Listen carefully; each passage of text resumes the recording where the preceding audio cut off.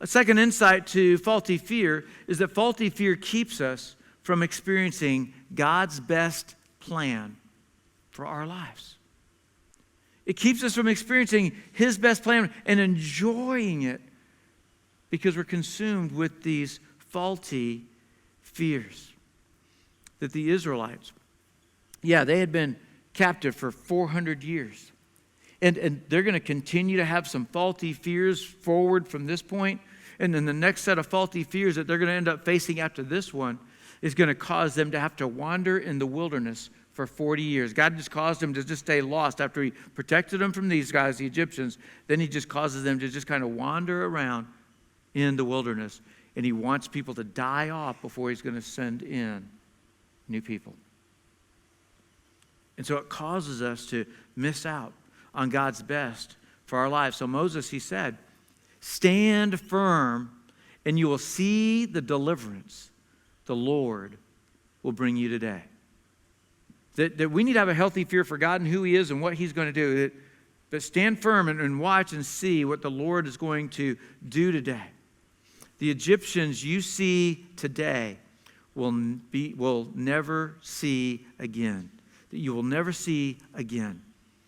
The Lord will fight for you. You need only to be still. You know, I honestly don't know what's worse. I don't know if it's worse for us to fear God. I'm talking about in this unhealthy way. I fear God. God's always out to get me. God never wants me. God will never take me. This unhealthy fear of God. I don't know what's worse, having that fear of God or fearing that God's never going to come through for you.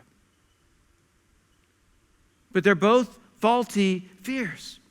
The fear that we should have for God is the way that we should have as a healthy fear of a parent that has authority over our life. And then that they have the authority and the power to discipline us and to correct us. But they love us and they want their best for us. And we need to understand and see God more in that light. And when a situation that it startles you and you're going to choose, am I going to be afraid or am I not? When a situation startles you, look for God's purpose in the process. What is this? What's going on? Look for God's purpose in the process. It'll help you determine, is this just a faulty fear? Or is this something that I just really need to be aware of? And that maybe I actually do need to fear. Well, God ends up delivering them from Pharaoh and the Egyptian army. That God parts the Red Sea.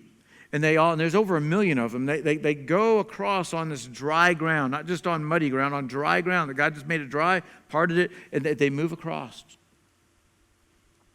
And then He takes that same water that He split and He crashes it down on Pharaoh and his army that are coming after the Israelites.